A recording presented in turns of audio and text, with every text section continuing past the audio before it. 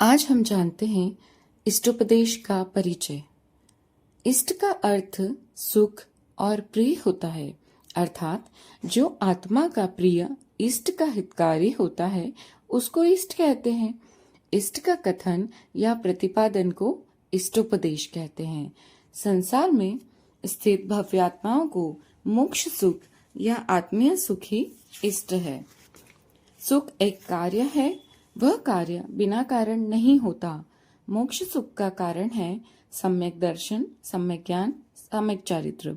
इन तीनों की प्राप्ति और परिपूर्णता आत्मध्यान के बिना नहीं हो सकती। आत्मध्यान का अर्थ है आत्मा में एकाग्रता व लीनता। वह आत्मलीनता आत्मस्वरूप को जाने बिना नहीं होती।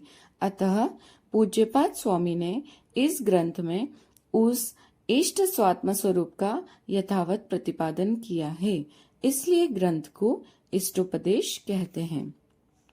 इस ग्रंथ के अध्ययन से आत्मा की शक्ति विकसित हो जाती है और स्वात्मानुभूति के आधिक्य के कारण मान, अपमान, लाभ, अलाभ, हर्ष, विषाद आदि समता भाव प्राप्त होते हैं। संसार की यथार्थ स्थिति का परिज्ञान प्राप्त होने से राग, द्वेष, मोह की परिणति घटती है। आत्मा में समता रस की जागृति व उत्पत्ति होती है।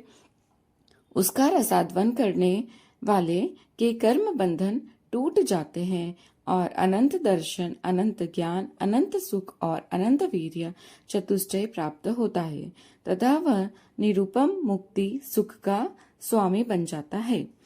इस लघुकाय ग्रंथ में अध्यात्म सागर समय सार की गाथाओं का सार गागर में सागर की तरह समाविष्ट किया गया है। सारांशतः कहे तो इसकी रचना एकमात्र हेतु यही है कि संसारी आत्मा अपने स्वरूप को पहचानकर शरीर, इंद्रिय और सांसारिक अन्य पदार्थों से अपने को भिन्न अनुभव करने लगे।